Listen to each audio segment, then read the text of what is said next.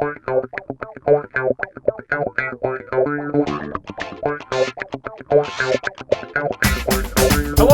and welcome to Viva La Action, the movie show. The movie show. The Nailed movie it. show. The show where we're talking all things action movies, the good, the bad, and the underrated. My name is Santi, and with me as always is my co-host, the dog. And also Grace. Oh, what up? What up?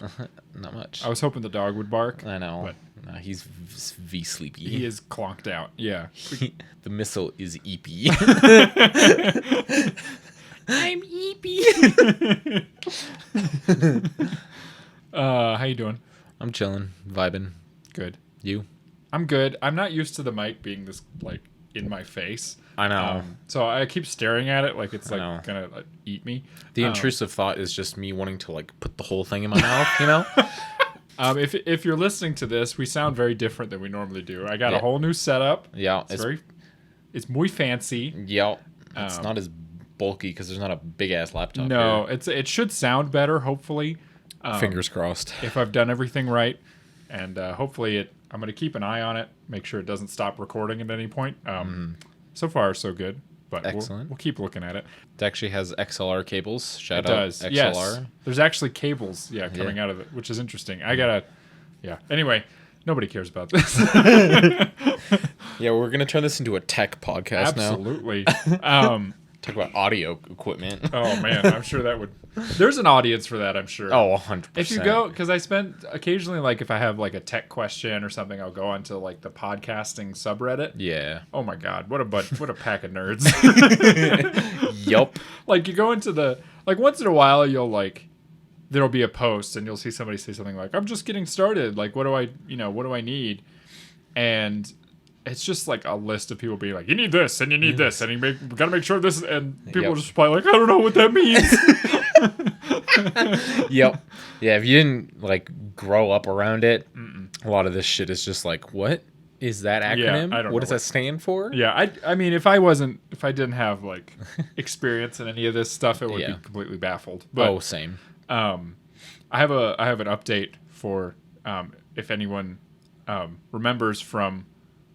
For you guys, it'll be 2 weeks ago, but it would have been our last full length episode. I mentioned Vietnamese iced coffee, and I was like, I want to try that at some point. I tried it. Yeah. I think I could hear colors. Damn. I Wow. had the worst sleep of my life last night. Really? Man, it'll fuck you up. It's good. Yeah. It's incredible, but I was on another planet. It was just like, it's so caffeinated. It's crazy. It was very good, though. Hell yeah. Where'd you get it? There's a place, this is a local reference. There's a place on Coors and Unser. Oh, no. Unser and Paseo. Oh, way up there. Yeah, way out there. It's called Ma's Tea House. It's like a shout out to Ma's Tea House. They do like boba tea and like milk teas and stuff like that. But they do Vietnamese iced coffee. Fuck yeah. I was down there for an unspecified reason, but and it fucking just ruined my day. I mean, it was so good, but it's just like, god damn. And when did you? What time of the day did you have it? Early-ish, like noon. Really? Yeah. Damn, and it still kept you up. It knocked me the fuck like. Jesus. Put me on my this morning. I'm like a different person. Like it just. Right on. I think it reset my brain chemistry. Oh, hell, there you go. Anyway, none of that's relevant to the show. Ooh, ASMR. Gross. You can't hear the smaller noises because you're not wearing headphones, but that was unpleasant. Anyway, we talk movie. We talk movie good. We talk movie good here at Viva La Action Pod.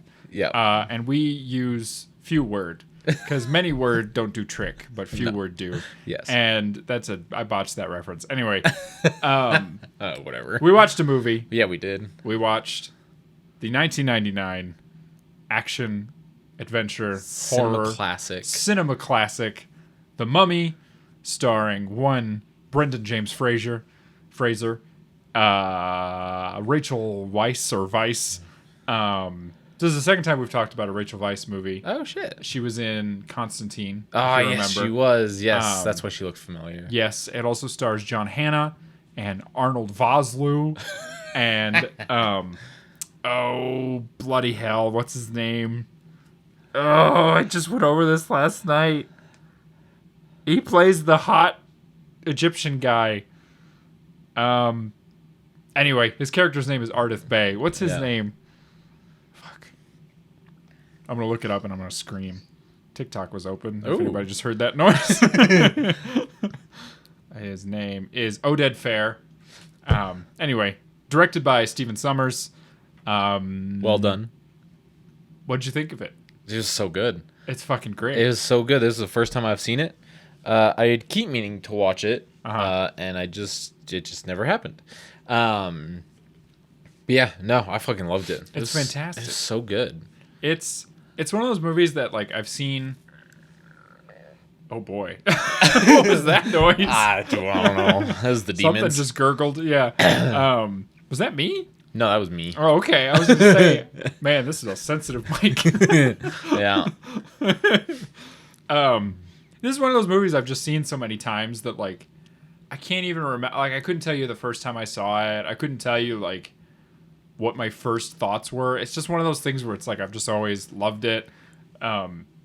It's come into vogue again kind of recently because we've had the Renaissance of one Brendan James Fraser, who in the year of our Lord 2023 won his first Oscar. Yeah, he did for the Whale. Yep. Congrats. Which is a movie I've not seen, but by all accounts is fine.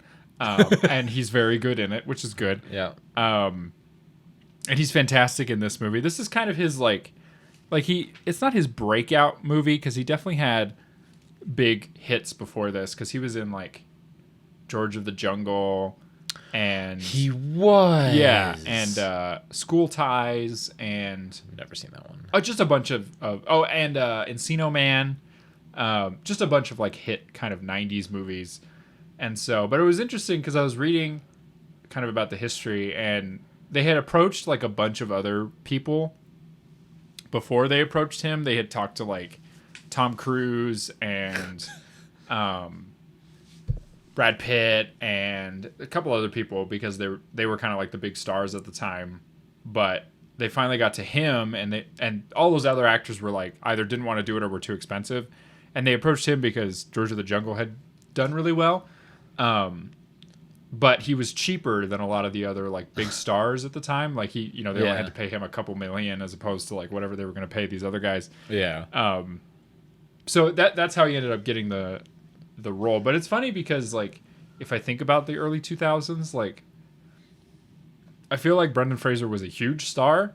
So it's funny to me to think of him as being like cheaper than these other guys. But it is very strange. But yeah, so it is very 1999. This movie, it's very it's dated, but in like the best way. Yes, like it's very like you watch it and just like it's just like like yeah. The CGI was a little whack. It's whack, but in like a nice way. Yeah, But it's actually funny because I have this memory of it being very like I don't know, like janky.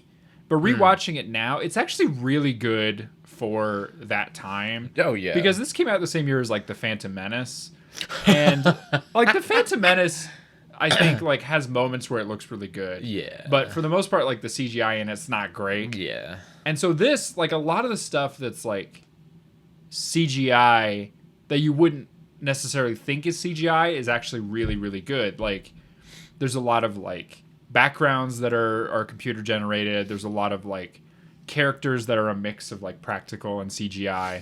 The stuff that lets it down, like that makes it look dated now, is like his big like wobbly face. Oh yeah, and like his when he's the first appears as the mummy. Yeah, like he's definitely looks real plasticky and kind of rubbery. But I think it's quaint. It's like it's kind of like when you watch like a really old movie, and like I think a good example is like The Invisible Man. Right, like never seen it. We should watch it at some point. It's not an action movie, but I'd make an exception. It's fun, right? Because the effect looks really good, but it's dated in that way where you can see like the black outline, where they cut it out and stuff like that. But it's nice, it doesn't take you out of the movie. You're just like, oh, look at that. That's quaint, It's not like when you watch like, I don't know, a Marvel movie from the last 5 years where you're just like, ooh. Yuck. Yeah. Because it still looks good. Like, it looks good, but quaint, I guess. Yes. I don't know how to put it. Yeah. No, I get you. It's like when you see Dracula, and Dracula's up there and he's like an old, fucking whatever Bela Lugosi, Hungarian guy. And you're like, look at that funny man up there, You're like, that's not scary, but it's like, for the time, you can see how it could be, I guess. Yeah. I don't know. But it looks great. I think The Mummy looks great. Oh, it was fantastic. It looked really good. Oh, this movie has... So it's funny because, like, this is one of those movies where I feel like it's beloved, even though, like, at the time, it wasn't super well received. Yeah. Because I saw on Rotten Tomatoes, it has, like, a 60% critical score, which isn't bad. I think it's still considered fresh. But... That's like, for a movie that is this beloved, that's kind of surprising because it's like you'd expect it to be like in the 90s or whatever. But what's the audience score? Do you know? I think it's like in the 90s. Oh, okay. I didn't look at it. I this is one of the rare times where I barely took notes and like I just kind of like I watched it last night. Like normally I watch them like a week in advance. Yeah. But last night I was just like I watched The Mummy, so I just like turned it on. And it's one of those movies that's just like hard to not watch. Like, it's on, and you're like, I'll just put it on in the background, and then, like, 5 minutes later, you're like... yeah. No, it was captivating. It is. We were talking before, it's very funny. It is very funny. It has, Brendan Fraser has a lot of moments that he delivers so well. Yes. And there's those, like, really nice comedic... It's not like a line or anything. It's just like somebody does something and it's just funny. Yeah. Which I was surprised by. I thought it was going to be a lot more serious than it was. Mm-hmm. But no, I got some good laughs out of it. I think this movie is kind of like... Because we watched this because the new Indiana Jones is coming out. And I feel like this is the last time... that there was a really good, like, Indiana Jones-esque, like, adventure movie. Yes. And that is including the other Indiana Jones movies that have come in the interim. Yeah. Because I don't know if you saw, the new one's not getting great reception so far. But, I mean, it hasn't come out yet. It's just screened at, like, Cannes and stuff. But, yeah. But we'll see. I mean, it might be good still. Some of us are hopeful. I'm not one of them, but I'm very hopeful, which is probably going to be disappointing for me. I don't know. It might be good. We'll find out. But I think The Mummy is the last time. I think. Okay, here's my bold like statement for the episode. I think the last two great adventure movies, and I'm talking pure like non-superhero, like pure just like. Adventure, you know what I mean? Like Indiana Jones or whatever. The last two good ones were The Mummy in 1999 and Curse of the Black Pearl in 2001. Something like that. Or 2002, something like that. No. Those were the last two. Like, I like the other Pirates of the Caribbean movies. Yeah. But I think Black Pearl is phenomenal. It was very good. And I think The Mummy is phenomenal. It's so good. And I think they're the only two... Because I think what other adventure movies don't get right is what you're talking about, is like the tone. Is like, it's serious at moments, but it's all just like fun. It's like, and you need, like, Brendan Fraser, like late 90s Brendan Fraser is like peak charming. Like, he's just like when you first see him, he's like a dirty grub, right? He's like in prison, and he's like kissing a woman, and he's like this horrible little man. And then as soon as he's like all cleaned up and he's like floppy hair, you're just like, I want to kiss him, Yeah. And he's funny, but he's like roguish. And I think what they do a good job of to like distinguish him from like Indiana Jones is that I feel like Rick O'Connell is like. He does not care about history, right? No. Like, he doesn't care about, like, what your dumb artifact does. Yep. He doesn't care about... He's just like, if a mummy shows up in my face, I'm going to scream at it and shoot it with a shotgun. Yep. That's all I'm here to do.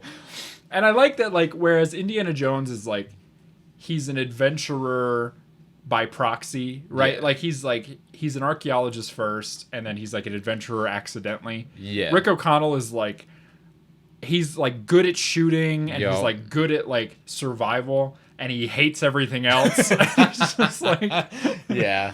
he's so goddamn sick of these mummies. Yeah, Like, I think Indy and O'Connell would hate each other. yeah, because what I like about him is like, he's very capable. Like, Yes. he's not like Indiana Jones where he's kind of bumbling through everything. Yeah. He's a good shot. Like, he's smart. Like, he knows, like, as soon as shit hits the fan, he's like, we gotta go. Yeah. Well, and I appreciate that too, because like in a lot of movies they're like, oh, we gotta stand our ground and fight. And O'Connell's like, nah, I'm not fucking with any of that He's shit. like, fuck no. I hate, like, have you seen, there's a great TikTok channel, and it's called Latinos Against Spooky Shit. Yeah. Yes. Shout out to that guy. Yeah. I feel like Rick O'Connell would get along with that guy, because he's just like, none of this is good. Like, we need to go. Yes. And I think, it's hard to like understate just how charming, because any other actor, I think, in that time period wouldn't carry it off, right? No. Because like, Oh, God, no. Brad Pitt is like too handsome, right? Yes. Tom Cruise is too weird. Like, he's too creepy.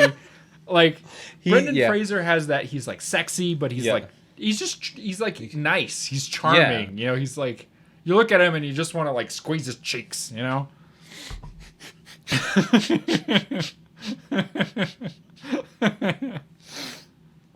Yes.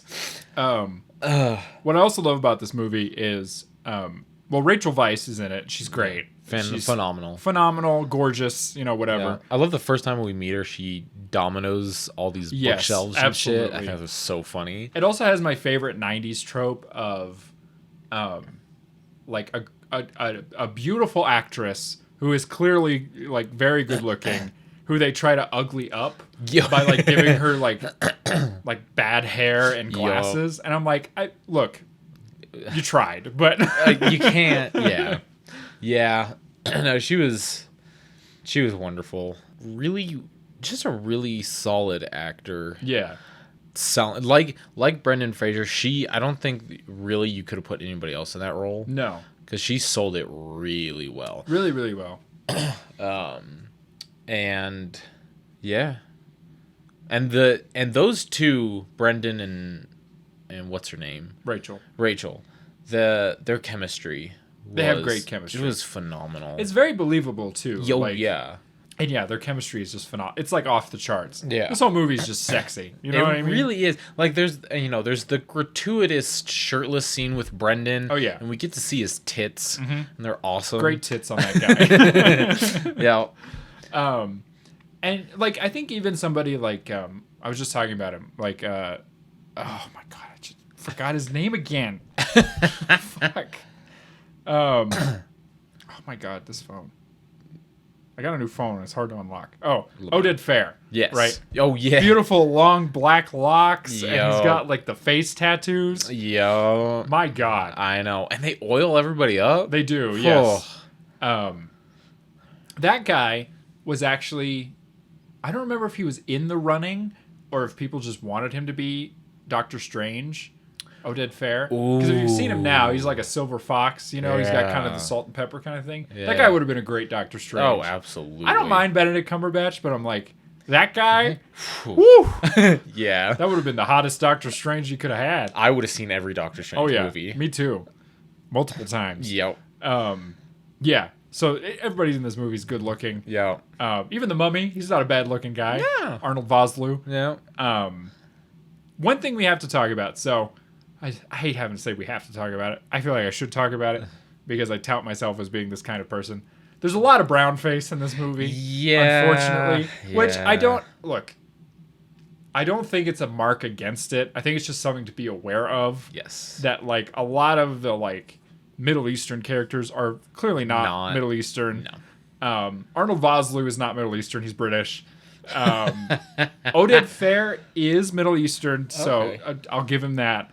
The guy who plays Benny, he's like Hungarian. I don't think Which, to be fair, in the movie, I think he's supposed to be He is- Hungarian. I yeah. don't think he's Middle Eastern. No. He just speaks Yeah. some Middle Eastern Dialects, yeah. And yeah, there's a couple other like Middle Eastern characters who are clearly just white dudes, which is like it's not great. No, but it's really I think for the time, this movie does a couple things that like I think give it points back in its favor. And like I said, I think you can watch it and still enjoy it knowing that. But it's just something to be aware of. Like this was the era where that was like peak. It was like, oh, we need a Middle Eastern dude. Get a Mexican and just fucking and toss him in there and call it a day. Because Anak Sunamun, who is she's the titular mummy's lady interest. Yes, that actress is Hispanic. Her last name is Velasquez.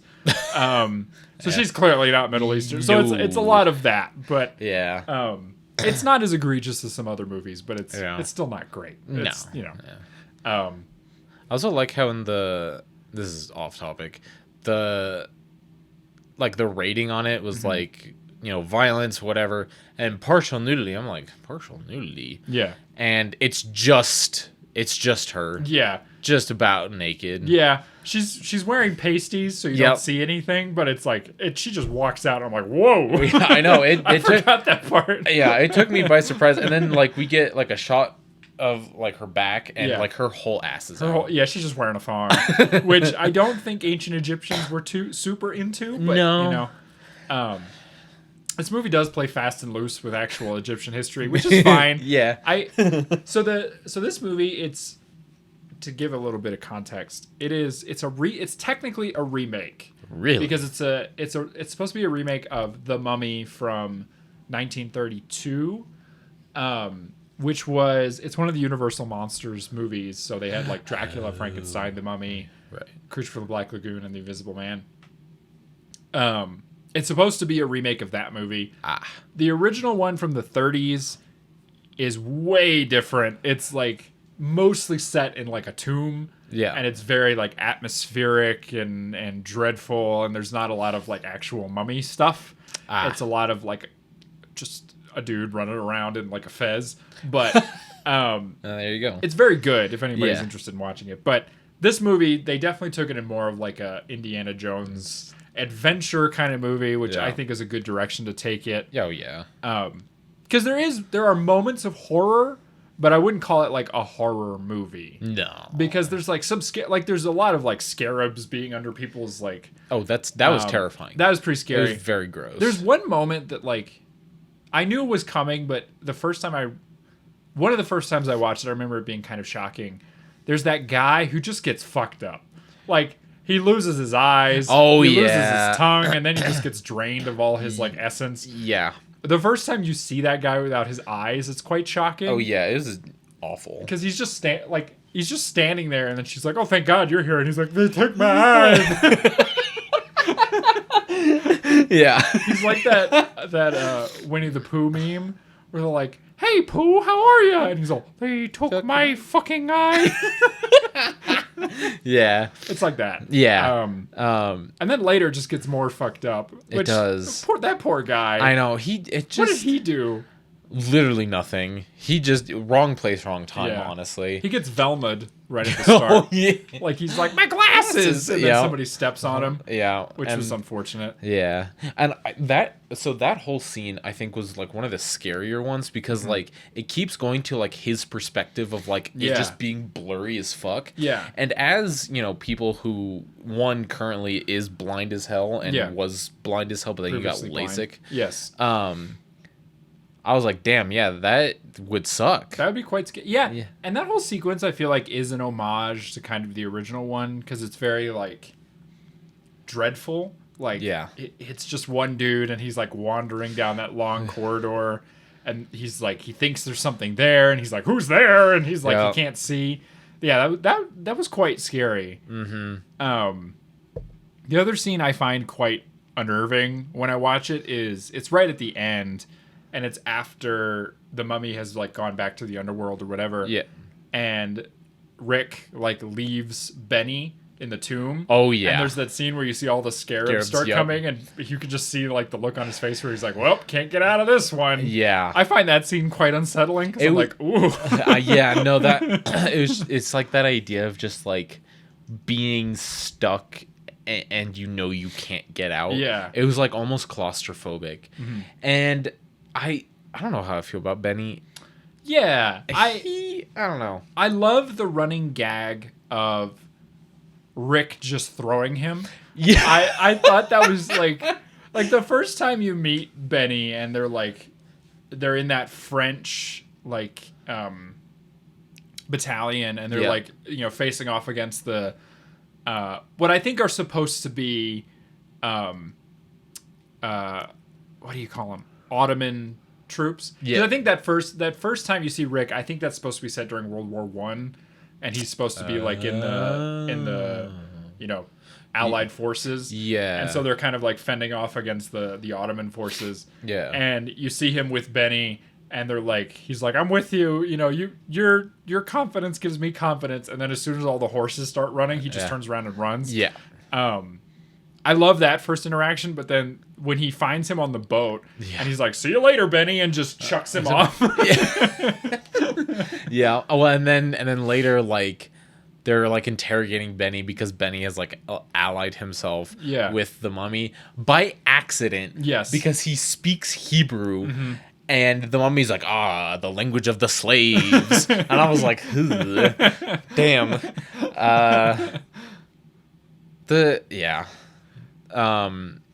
He like just is like a whole, like just tossing him around the room and slamming him into walls. And at one point, Benny like says something in another language, and Rick is like, "What'd you say?" And Benny was like, "I don't want to tell you because you'll just hurt me more." And he hurts him anyway. Yeah. And I was like, "Benny, you could have just said it." I know. Yeah, I love their relationship where he's like, Rick's like, "Oh, Benny," and then he just wants to murder him. Yeah. It was unfortunate, but yeah, Benny was an interesting character. He is interesting. He meets an unfortunate end. He does. Well, not unfortunate. He had it coming. Yeah, it was kind of his own doing. I do love that scene where he's like, he first meets the mummy and he's pulling out all the different like religious things. Yeah, like he's like, okay, one of these got to work. Yeah, he's got like the Zoroastrian symbol, and he's got the Christian cross and whatever. I thought that was very funny. Yeah. I think my favorite scene in the whole movie is like when they first get attacked on the boat, and it's all of Oded Fair's like guys who are supposed to be protecting the tomb, and they're like blowing up the boat and whatever. And it starts off very like, very Indiana Jones-esque, right? Yeah. Like sort of like when they burned down Marion's bar and they're all running around and trying to get off the whatever. But there's a couple of funny moments in that. One of them where he tells that prison guard guy, he tells him like, "You wait here, I'll go get help," and then he jumps off the boat. Yep. And the guy's like, "Oh, okay," and then he's like, "Oh, you son of a bitch!" Yeah. No, that was pretty good. There's also the moment where John Hannah, who we haven't talked about a lot, his name's Jonathan in the movie, which is, and he's supposed to be, is it Marion? No. What's her name? Evie. He's Evie's brother. Yeah. And he's also kind of a little snake man. He's a little better, I guess. But he's like running past, and you just see all the like American guys, and they're all shooting and whooping. Yeah. And he's like, Americans. Which, not wrong. Yeah. Not wrong. Not wrong at all. Speaking of Americans and shooting, the very beginning where like the French are facing off against those whatever. I love that Rick just keeps pulling guns out. I thought that was so funny because like I thought he only had like the one, maybe two guns. No, but he just kept pulling them out of places, and I was like, how many guns does this guy have? That's what I mean that I like about him. Like, I like that he is always just ready to shoot. Like, no matter what's happening, he's got like the two at his side. Right. He's got two on his hip. He's got like one in his boot. He's got dynamite on his belt. Like, he is ready to blow up a mummy. Yeah. Whereas Indiana Jones is lucky if he gets a 6-shooter and it's loaded. Yeah. my favorite. This movie's just gonna be, or this is just gonna be a lot of me saying like, this is my favorite part. Yeah. My absolute favorite part of the movie is when we first meet the mummy because Evie is a dumbass and read from the Book of the Dead. Yeah. And they have to run into the tomb because all the locusts are coming. And they're like down in the tomb and the mummy is resurrected and then it like is like cornering Evie because he's like, oh, you're Anak Sunumun and I'm going to use you to sacrifice and resurrect my love or whatever. Yeah. And Rick is like, hey, are you okay? And then he turns and sees the mummy and the mummy's like, ah! And he just goes, ah! I was gonna bring that up. I thought I was dying when that happened, because that same kind of thing happens again. Yes. Towards the end, and it's like the mummies like priests or whatever. Yeah. And Rick, I think, initiated it because he screams first. Yes. And then all three of them, because he's like facing off against three. All three of them scream, and like their mouths get all fucking huge and shit. And he just, after that, he's like, and he books it, and he like goes around a corner into the sort of other quarter, and then you hear him like scream again, and he comes running out. And there's like another three running after him. That was very Scooby-Doo, that whole sequence. That's the other thing I was gonna say. Like when I first saw the mummy and like he's like doing his thing, I was like, is this a Scooby-Doo villain? Because like just the way like he was moving, it like reminded me of that live action Scooby-Doo. Yes, he is very similar. Yeah. And so I was like, I think that's part of the reason I enjoyed it so much, because I just love Scooby-Doo. It's very similar vibes. Yeah. It's like it's Scooby-Doo if Scooby-Doo existed in a universe where people actually died. Yeah. Well, you remember that Supernatural episode? I was going to say, it's kind of like the Supernatural episode. Yeah, where they all have a horrible existential crisis. We talk about Supernatural too much. Yeah. That episode is one of the highlights of the later seasons. Yes. And it's because everyone in that episode is totally in character. Yeah. Like, everyone in the Scooby-Doo never breaks... Like, they're still the cartoon versions. Yeah. And Sam and Dean are still the same.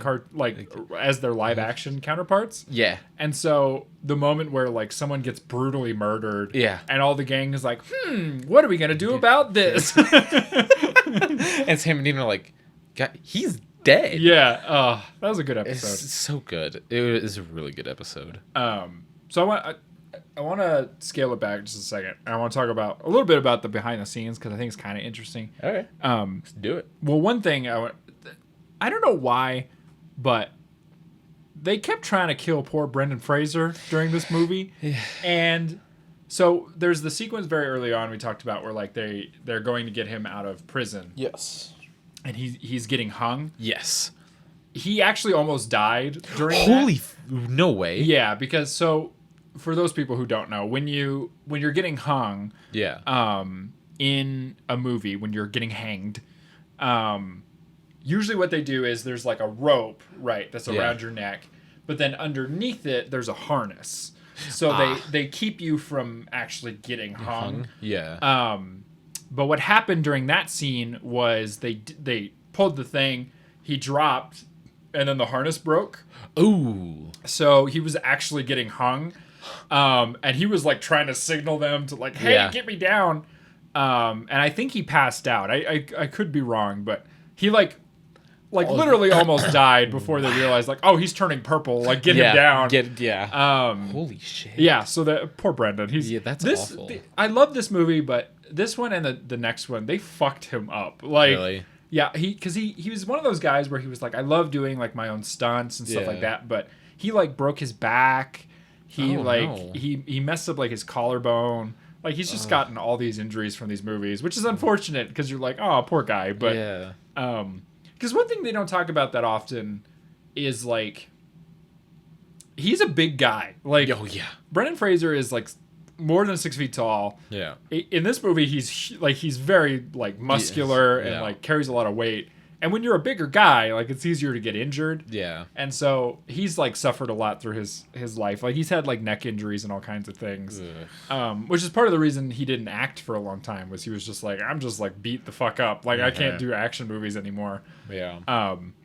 So that's not good. No. I was also reading that, like, because they shot this in 2 locations. They shot it in London for a lot of the, like, Nile River stuff. That was all shot, like, in the United Kingdom.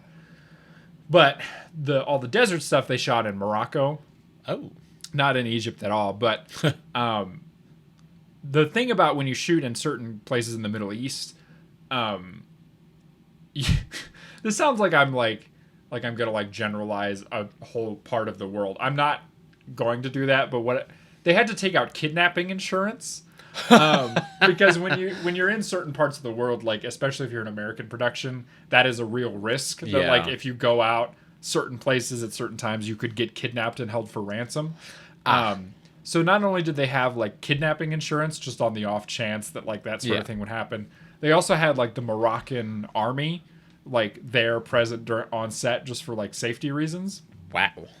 And they had the medical team create this like drink, and from what I read, it sounds like it was basically just like Gatorade with more salt in it or whatever to keep people from being dehydrated because it was like super hot. Yeah. Several people had to be like taken to the hospital because they got bit by snakes good Lord. And spiders and all kinds of stuff. So it was like, they were really out there getting their asses kicked. Jesus. Because that whole scene, like that whole set where they're outside and there's like the statue of Anubis, that was all practical. Like it's all real.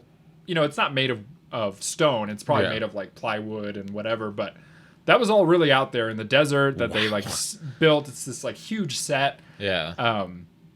Because this movie was super expensive. It's like from 1999, it's like more than $100 million movie. Good Lord. Which was like huge for the time, but it paid off because it made like $400 million or something.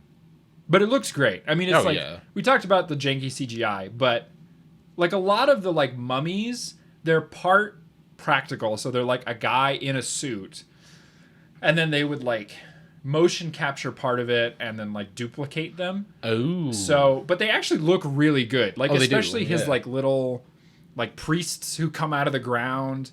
That's all like practical suits that look really good. The mummy himself, like when he's like fully formed, he's just Arnold Vosloo. Like, you know, like who cares? But when he's the mummy part, he looks a little janky.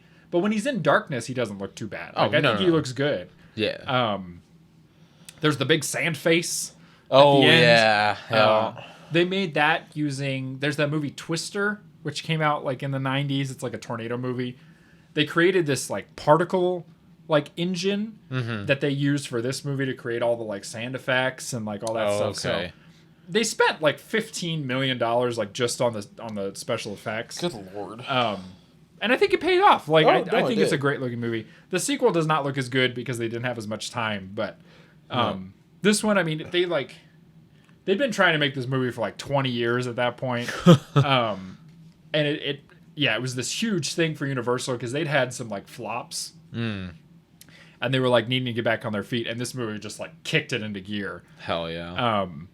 And yeah, I think it's a great movie. I think it just kicks ass. It does. It really, really does. I like how they just had like the biblical apocalypse happen again. like the Jewish people haven't already been through enough at this point. Yeah. I think they did a good job on all of those effects too, with like the blood in the water and the when they walked out of that like restaurant bar thing and it was like raining fire, and I thought that was really good.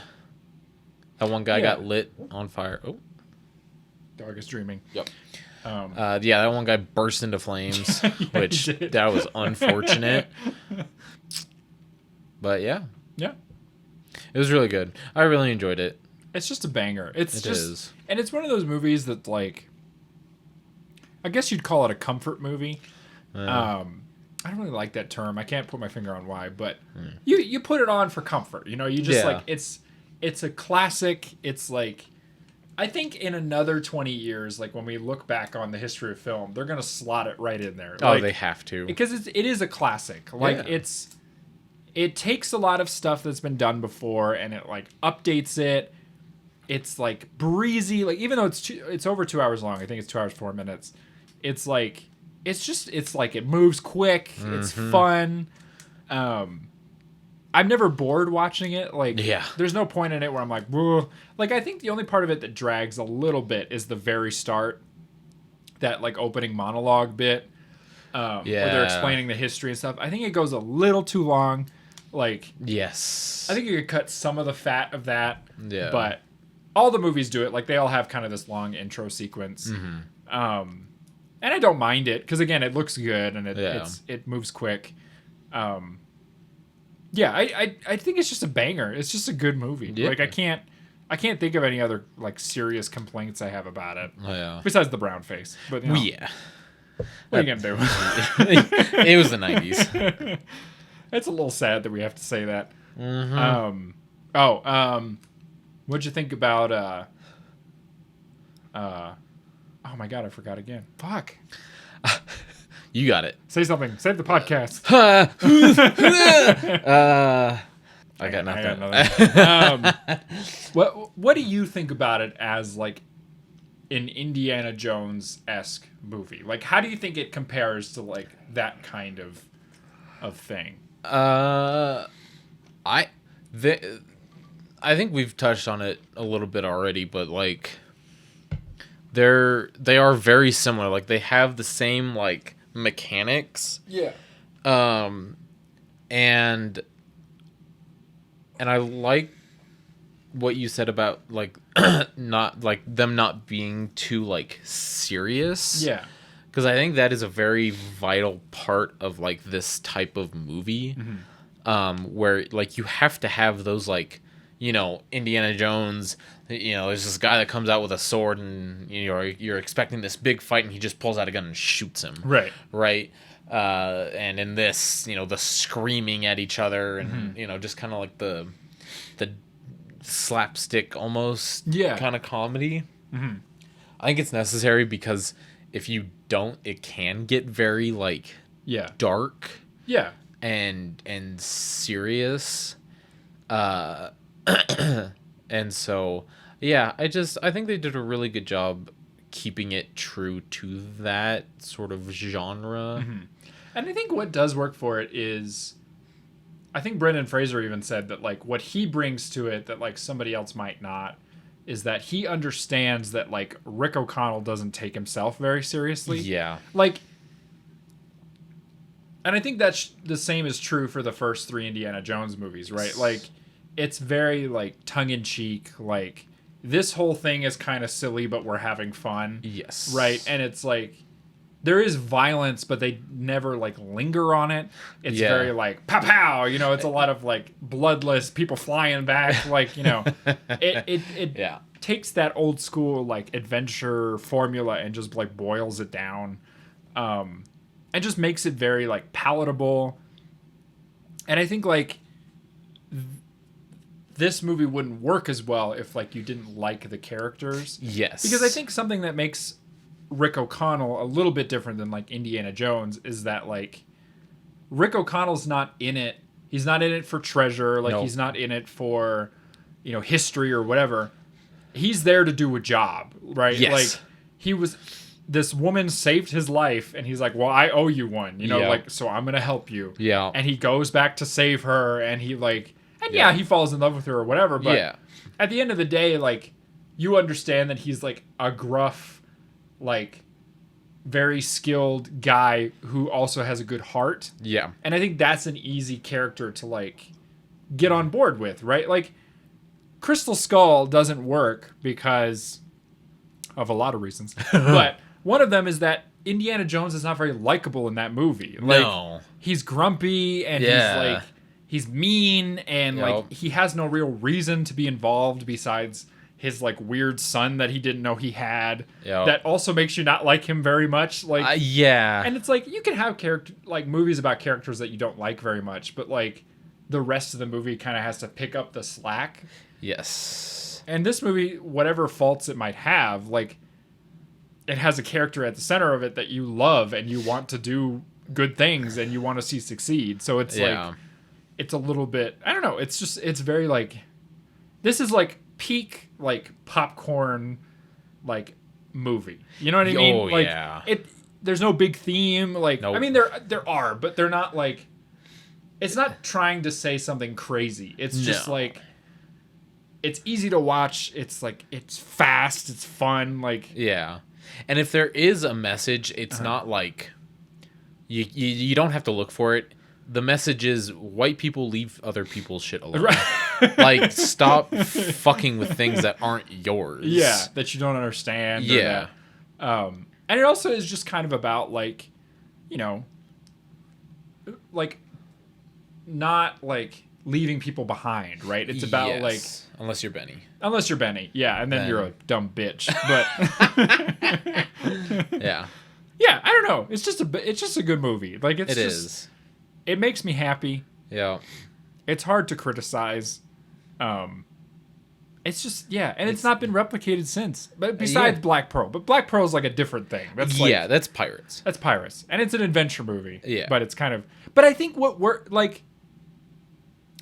about pirates is that I think like, and I don't want to get into Johnny Depp because I don't want to talk about it, but I think what Black Pearl has, and we're not talking about Black Pearl, so I don't know why I'm bringing it up, but that is like peak Johnny Depp. Like, peak likable. Like we all thought he was the coolest guy in the world. Like, and he's funny, and he's like, and it's the same thing. It's like that movie wouldn't work without him. Yes. And this movie doesn't work without Brendan Fraser, and it doesn't work without Rachel Weisz. Like, you like them so much that the rest of the movie you're just like, I don't care. Like, it's easier to suspend your disbelief. Like even all that stuff. Yeah, even Roger Ebert, who was a famous film critic, like hated everything. Like just even he liked it, and he wrote in his review, he was like, he said something like, I don't even know why I like it. I just like it. I just like it. Yeah.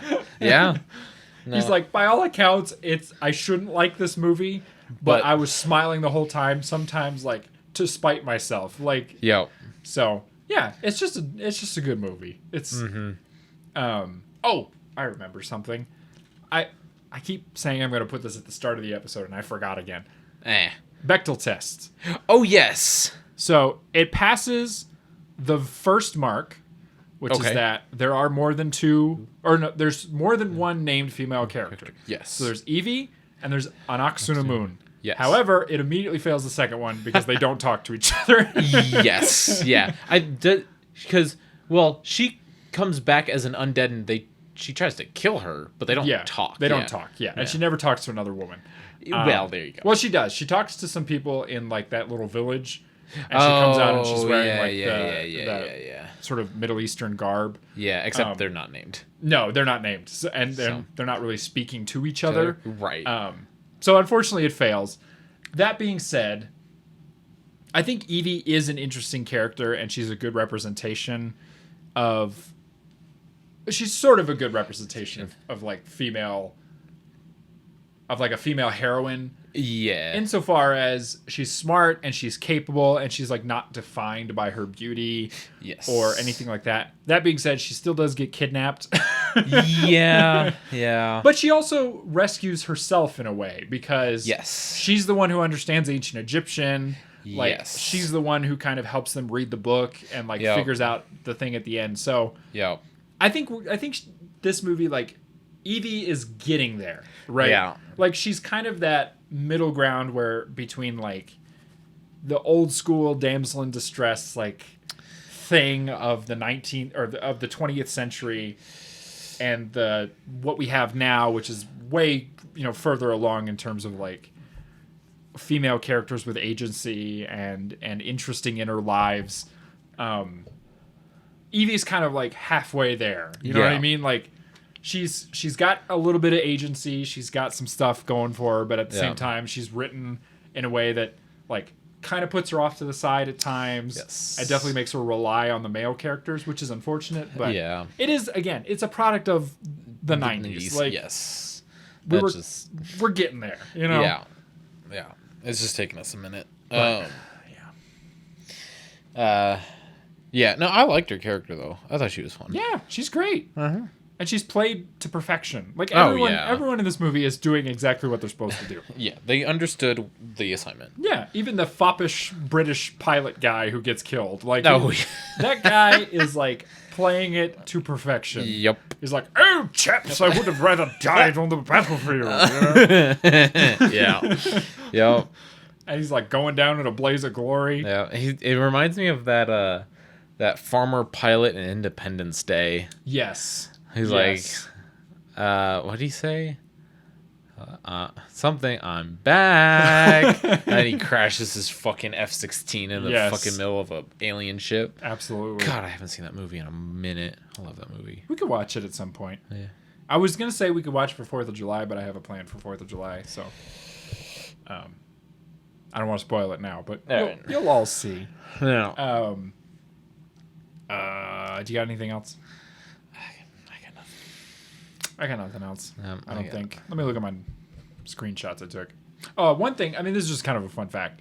So, Evie, Evelyn, she is named in tribute to Evelyn Carnarvon, who was the daughter of amateur Egyptologist Lord Carnarvon, who was one of the people that was present when they discovered the tomb of Tutankhamun. Oh, shit. So she's kind of like named after her. I mean, I mentioned it briefly, but I do like that she is the one who like understands all the stuff. Yes. Like she's, and I guess that's kind of become a trope now, but I feel like at the time it was unique that like it wasn't Brendan Fraser's character who's like, I'm an Egyptologist and I know this thing and this thing. It's like it's Evie's character. Yeah. Which it's good. It was very good. And it kind of kept it because I think O'Connell having his one thing of just being like, I'm going to go right through the middle of these fuckers. Yeah. And Evie being the brains, right? Mm-hmm. You have the brains and the brawn, and they're two separate people. I really like that. I think that works. Yeah. But that's the last thing I had. Yeah. You got anything else? No. Okay. What would you rate it out of 10? 8. Oh, okay. 8 out of 10. What are your reasons? Mainly the janky CGI in some places. Because there's like the part where like the bug was like crawling in and out of his like cheek or whatever, and you could just see the whole fucking thing. Oh yeah, moving. And brown face. Yeah. And the length. It's a little long. Yeah, we were talking about it, and there's some parts that you could have just, Yeah. But did I? No, that was me. Oh, okay. I peeked the mic, but Lamel. But yeah, everything else phenomenal. Okay. We're gonna digress once again. Excellent. This is a 9 for me. Yeah. Easy. Like just it's like a bowl of soup. Yeah. Just, oh God, I love soup. Just goes down easy. Yeah. It's comforting. It's warm. I'm hungry. Yeah. Yeah. It's easy for me. Yeah. We haven't watched too many good ones. Yeah. But don't worry, I got a doozy. Oh yeah. I got a doozy for next time. Cool, I'm ready. So, I guess we'll talk about it now because we're at the end of the episode. Next time, if you're tuning in. Next time on Viva La Action. No. We're watching the cult martial arts film. Ooh. Sensation. It's called Jim Kata. Jim Kata. It may be a little hard to find. I think you'll have to rent it. Okay. But I don't even know if I want to explain it. It's okay. I'll give you a brief synopsis. Okay. All right. It's basically a spy movie. Okay. With a martial artist, except he doesn't know martial arts. He's a gymnast. Oh boy. So we'll be watching that next time. Excellent. So tune in. Yeah. I'm sure it'll be very interesting. Yeah. You look terrified. I'm ready. I'm very excited. It's a blast. Yeah. I'm excited. Okay. Well, bring it on. So that's for next time. Cool. Until then, what should they do? Like, subscribe, favorite, all the buttons, comment, leave us a nice little comment, review it if you can. Yes. Post it on Facebook. Yes. Which We are there on Facebook and Instagram. And Instagram. And TikTok. TikTok, yep. And I think that's it. YouTube. Oh, and the tubes. Oh, fuck. I just remembered I haven't uploaded that. That's okay. It's be like a week late. That's all right. Whatever. The tubes of you. Mm-hmm. And we have an email, vivalaaction at gmail.com. Yes. If you're going to leave us a review, leave us 5 stars. Oh, yes. It helps us stand out. It helps us get up in the Apple podcast charts and Spotify recommendations and all that shit. And just let your friends know. Yeah. Follow us on all the things that Grayson mentioned. Yep. And party on. Party on. Sorry. You're good. I had a scratch.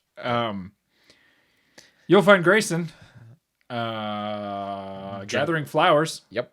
In the nearest private property of billionaire. And you'll find me at a Lady Gaga concert in the front row, pretending I'm a single lady. A single lady. Was that wasn't Gaga. No, that was Beyonce. That was Beyonce. Oh, the single ladies. Oh, the single ladies. Oh, the single ladies. Okay. Yeah, we don't want to get copyrighted. No, not again. Again? Yep. Well, we just the one time. Oh, okay. I don't think we've been since. I haven't checked. Let's check. We're going to check live on air. Let's see. Watch, I'm going to log on. It's going to be like, you have 10,000 subscribers. If we even hit, like... We currently have 19. Yeah, if we hit even, like, 50, I'm going to scream. No more copyright strikes. We're good. Hell yeah, brother. Yo, yeah, brother. All right. Hold on. Let's do a live Instagram follower update as well. Ooh. This is very self-indulgent. Yeah, it's fine. We're allowed. My current goal is 200. Oh my god, what the fuck is happening? There we go. We are at 113. So if you're listening, go follow us on Instagram. Yeah. My current goal is to get to 200. That would make me very happy. That'd be scary. That's 200 people. Oh, I don't like that. Anyway, thanks for listening. Yeah. We'll see you next time. We'll see if it's recorded. Yeah. I'm scared. Bye. Bye.